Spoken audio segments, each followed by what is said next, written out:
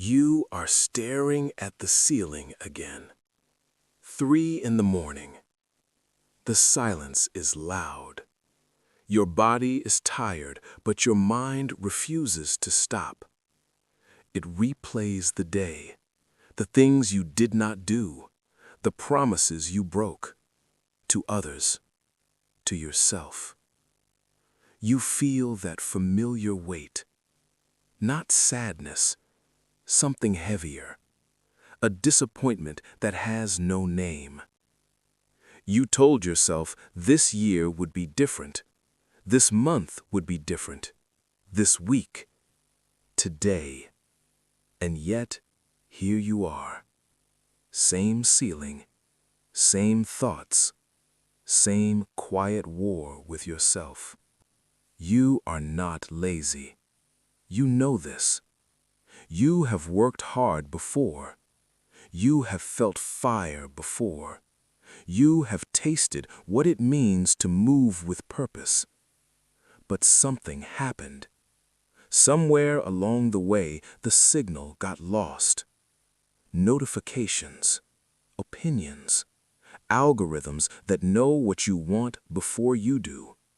A world designed to fragment your attention into 1,000 tiny pieces. You wake up tired. You scroll before your feet touch the floor. You consume before you create.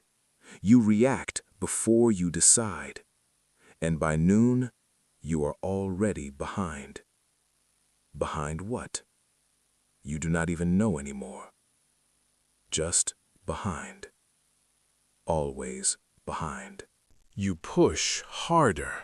More lists, more alarms, more apps promising clarity. But the harder you push, the more you slip. The mind becomes a crowded marketplace. Voices selling you goals that were never yours. Productivity gurus shouting in your ear. Comparison disguised as inspiration. You chase, you grind, you burn, and at the end of it, you feel hollow. Not proud, not rested, not aligned, just empty. This is not burnout. This is something quieter, a slow fade, a forgetting. You have forgotten who you were before the noise. You have forgotten what you wanted before the world told you what you should want. You have forgotten that you once made a silent promise to yourself. A promise that had nothing to do with followers or success or status. A promise that was pure. And that promise is still there, buried beneath the chaos, waiting. But it will not wait forever. The ancient masters knew something we forgot. In Zen monasteries across Japan, there is a ritual. When a student enters the path, they do not make a vision board. They do not set quarterly goals. They write a letter to themselves, not to the person they want to become, but to the person they already are, deep beneath the noise. They write down their vow, their one true thing, and then they seal it.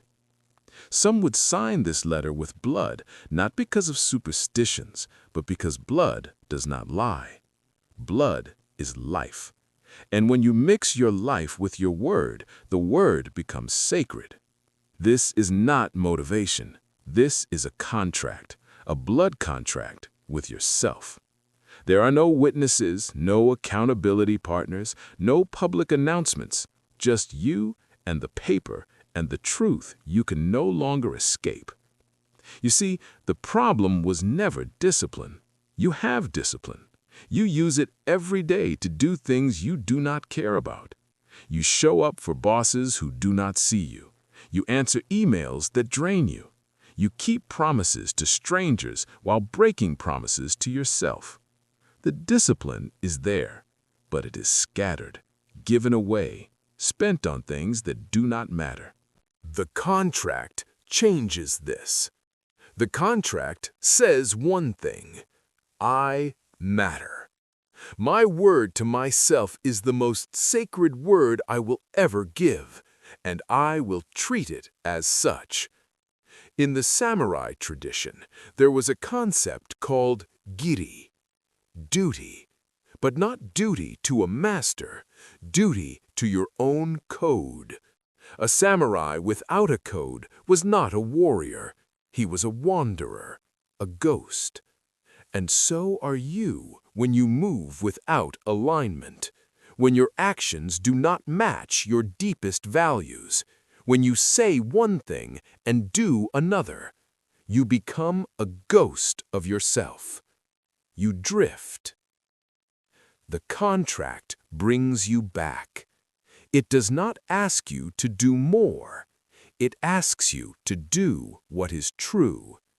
One vow, clear, unbreakable, tied to your breath. Maybe it is your body. I will treat this temple with reverence. Maybe it is your craft. I will show up every day and offer what I have, without attachment to praise. Maybe it is your stillness. I will not abandon myself in the noise. The contract is not about becoming someone else. It is about coming home. The Japanese call this mushin, no mind. Not empty, not thoughtless, but free from distraction, free from the constant chatter of the ego. When you make the contract, something shifts. You stop asking, "What should I do today?" and you start asking, "Who did I promise to be?" The answer is already written. You carry it with you, in your pocket, on your wall, inside your chest. And every time the noise rises, you return to it, you read it, you remember, and you move. Not because someone is watching, not because there is a reward, but because this is who you are now. This is the Tao, the way, not the way of force, the way of flow, not the way of resistance, the way of return. Wu Wei, effortless action, not because the action is easy, but because it is aligned. You are no longer fighting yourself. You are moving as one. The Kaizen masters understood this. Small steps, daily devotion, 1% better in silence. Not for applause, for honor. For the deep satisfaction of knowing you kept your word when no one was watching. This is where freedom lives, not in doing whatever you want, but in becoming someone's word is unshakable. You will fail. You will fall. The contract does not expect perfection. It expects return. Every time you drift, you come back. Every time you break, you mend. This is Gambaru, to persist with dignity, to endure with grace, not because you are invincible, but because you are devoted. The contract is not a punishment. It is a remembrance, a daily ritual of saying, I am still here. I have not forgotten. I will not abandon myself again. Write it down tonight, not tomorrow, not when you feel ready, now. Find a piece of paper, something real, something you can hold, and write the one vow that scares you, the one you have been avoiding, the one that if you kept it would change everything. Be specific, be brutal, be honest. Sign it, seal it, and then read it every morning before the world pours in. Read it when you feel weak. Read it when you feel lost. Read it when the noise becomes deafening.